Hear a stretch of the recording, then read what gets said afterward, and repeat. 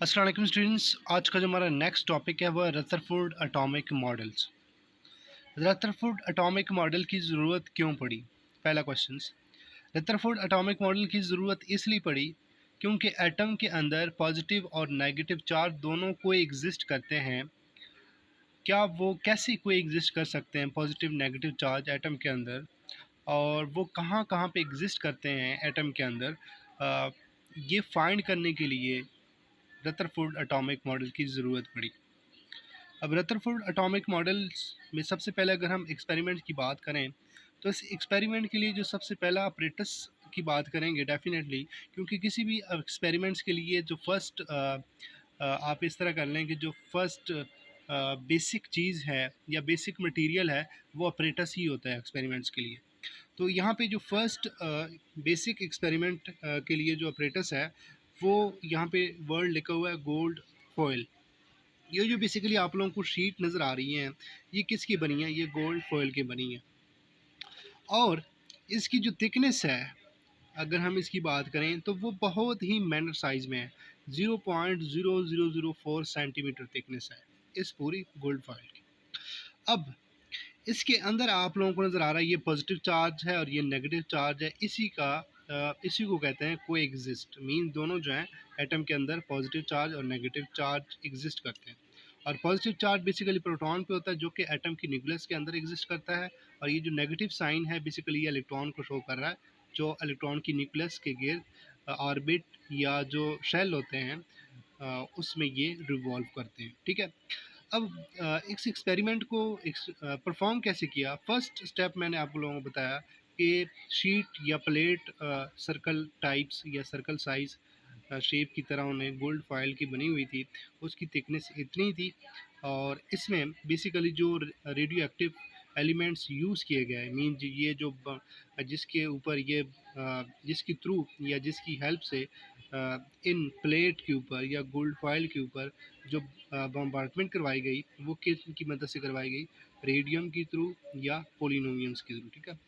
तो बेसिकली इनके थ्रू क्यों करवाई? क्योंकि ये बहुत ही रेडियो एक्टिव एलिमेंट होते हैं। रेडियो एक्टिव एलिमेंट्स वो एलिमेंट होते हैं जो बहुत अनस्टेबल होते हैं, जो बहुत ही ज़्यादा रिएक्टिव होते हैं। और ऐसे एलिमेंट जिनका एटॉमिक नंबर 83 से ऊपर है पीरियोडिक टेबल में, वो सारे रेडियो एक्टिव एलिमेंट्स में कंसीडर होते हैं क्योंकि वो बहुत ज़्यादा रिएक्टिव होते हैं।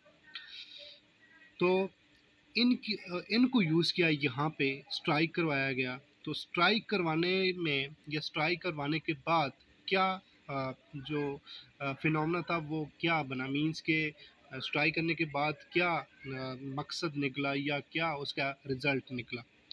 तो सबसे पहले अगर हम इस एक्सपेरिमेंट्स में बात करें, ये बेसिकली इसको कहते हैं हीलियम, क्योंकि हीलियम के ऊपर positive two charge means oxidation state जो हीलियम की है वो +2 है, और यहाँ पे आप लोगों को दो दो पॉजिटिव चार्ज नज़र आ रहे हैं, तो उसको हीलियम ही कंसीडर किया जो कि अल्फा पार्टिकल है।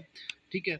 अब इनको स्ट्राइक करवाया यहाँ पे आप लोगों ने याद रखना है कि लाइक इस तरह एक प्लेट रखी, एक स्क्रीन रखी, इस रेडिएशंस जो यहाँ से आ रही हैं पास होके आ रही हैं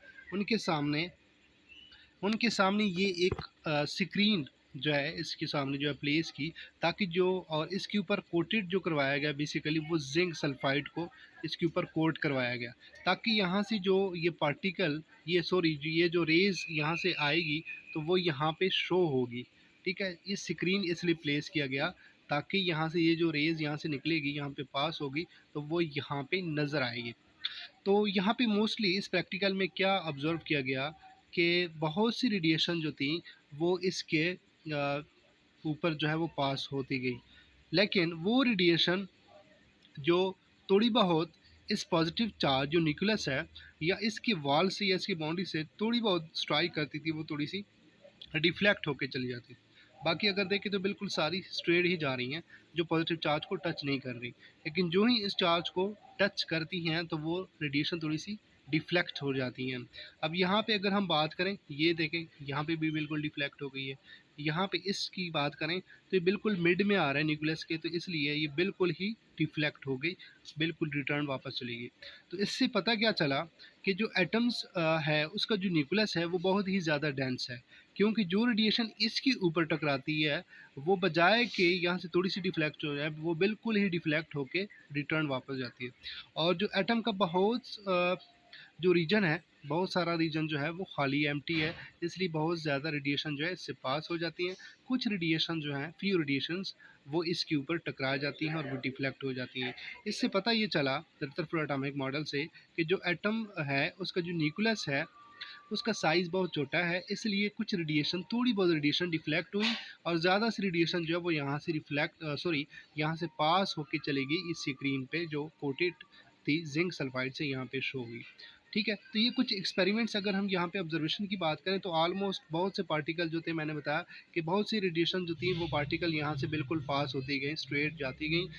और बहुत से 2000 यहाँ पे, सॉरी 2000 मैंने, ये 20,000 पार्टिकल है, इसमें बहुत थोड़ी बहुत स्मॉल साइज़, या आप कह लें कि बहुत थोड़े पार्टिकल ऐसे थे जो डिफ्लेक्ट हो गए। 20,000 में से बहुत ही थोड़े अमाउंट में जो पार्टिकल थे वो डिफ्लेक्ट हुए, क्योंकि जो न्यूक्लियस का जो साइज़ था वो बहुत ही छोटा था। इस वजह से जो पार्टिकल इस पे टकराते हैं वो रिफ्लेक्ट हो जाते हैं, बाकी इसके ऊपर से पास होकर चले जाती थी स्क्रीन की तरफ। तो ये आज का हमारा टॉपिक यही था। कल इंशाल्लाह इसके हम रिज़ल्ट डिस्कस करेंगे। Thank you.